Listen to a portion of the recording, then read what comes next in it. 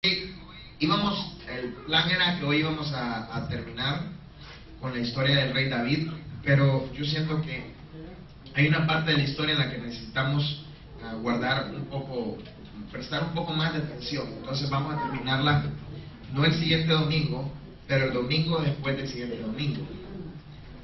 Déjenme explicarlo mejor. El siguiente domingo, ¿dónde vamos a estar? No, este no. Este que viene, este inmediatamente que viene. Vamos a estar acá.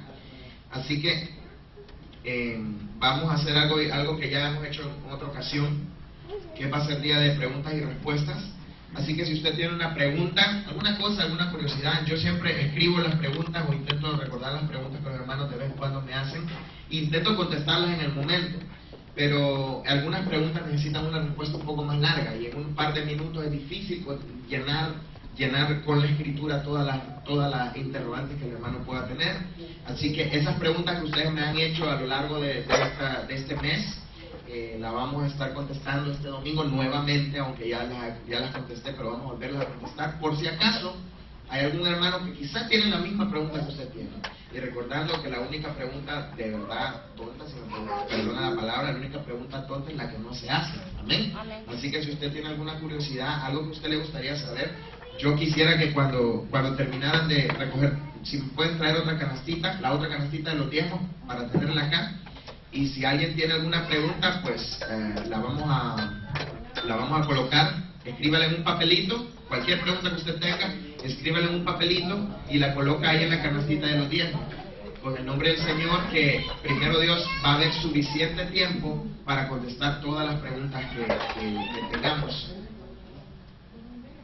Así que vamos a colocarlo, quizás lo vamos a colocar allá atrás para que no les dé pena pasar al frente. Voy a colocarlo acá atrás. Ok. Antes de irse, ponga su pregunta ahí. Yo le ruego al Señor que el próximo domingo que estamos acá, tengamos suficiente tiempo para contestarlas todas.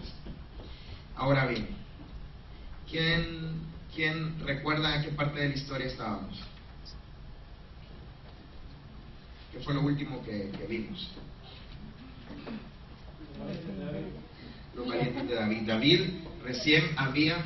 Y hermano, yo le invito a que no falte una clase. ¿Sabe por qué? Porque vamos en el orden cronológico de las cosas. La Biblia no siempre está en el orden cronológico, o sea, en el orden en que las cosas sucedieron. Y por eso a veces es confuso entenderla.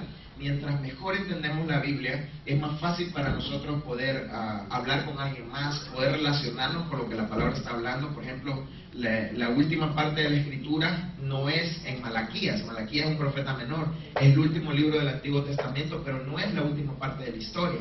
La última parte de la historia está entre Esdras y Nehemías. Entonces, esos pequeños detalles, la parte de la reina Esther, que casi es al final de la historia, ¿sí me están entendiendo? Hay cosas que sucedieron al mismo tiempo, cosas que Isaías y Jeremías estaban diciendo, y profecías que muchos años después Daniel tuvo que interpretar. Entonces, como vemos que un libro está a la par de otro, pensamos que tal vez pasaron a la par o fue un poquito de tiempo, pero fueron 500 años, 300 años, fue un gran periodo de tiempo. Allá donde ustedes ven, mi hermano Víctor y yo, mi hermano Víctor sobre todo, estamos haciendo una línea cronológica de los eventos que sucedieron a lo largo de la historia, para que sea más sencillo entenderlo. Entonces, de a poquito vamos a ir colocando allá las figuras, fotos, frases bíblicas, para que usted sepa quién reinó de tal fecha a tal fecha, de qué época fue que estuvo Abraham, quién vino primero, si Jacob o Isaac. Yo espero que los que han estado en la clase entonces estos domingos sepan esa respuesta con facilidad, ¿verdad? Entonces, ahora vamos a continuar con la historia. David recién había traído todo su ejército, y era alrededor de 1,5 millones de personas fuertes y valientes. La nación ya estaba en orden, se habían levantado los filisteos contra David en varias ocasiones, acababan de destruir a los gigantes descendientes de los gigantes, los 4 hermanos de Goliat, y bueno, Goliat fue asesinado mucho antes de eso. Amén. Y ahora que todo está en orden, ¿recuerdan cuál fue el pecado de David? ¿Alguien que me ayude? Tomó la mujer ajena. Entonces, ¿recuerdan cuál fue la parábola que utilizó el profeta? El de rico que le quita porque le quitó la ovejita al pobre. Y se acuerdan que después leímos cuál era el castigo que Dios le daba a las personas estas. De ¿Cuál era el castigo, hermano? Tenía que repagar lo del daño 4 veces. 4 veces. Por la ovejita que le robó tenía que perderlo 4 veces. Está en Éxodo 22. Ahora, el hecho de que le tengan que reponer la ovejita 4 veces lo vamos a ver ahora. ¿Cuál fue la primera oveja que se le fue a David? La primera fue el primer hijo que tuvo Betsabé también. Ahora, no voy a leerlo todo, pero vamos a estar leyendo desde el 13 hasta el 18. Esta vez sí está la orden, esta parte de la historia sí está en cierto orden.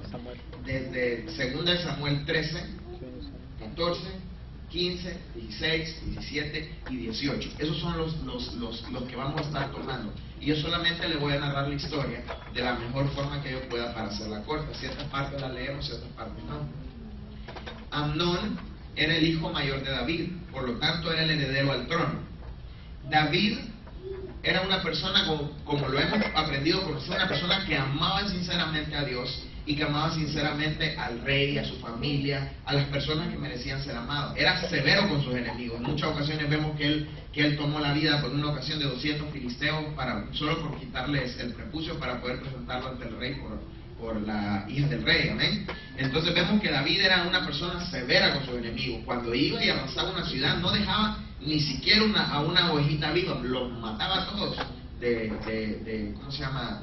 De joven para arriba. Todo el que tuviera cierta estatura, ya decía David, no, este estaba muy alto, quiere decir que ya no me va a obedecer, entonces también se iba.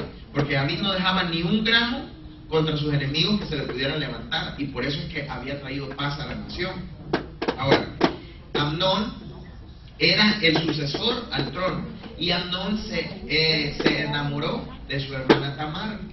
David tenía varias mujeres y alrededor de 10 concubinas a su esposa, y cada uno de los grupos familiares en los tiempos del rey, los grupos familiares, aquí estaba una familia, digamos de que tuviera 10 esposas, entonces David tenía 10 casas aparte, una para cada grupo familiar.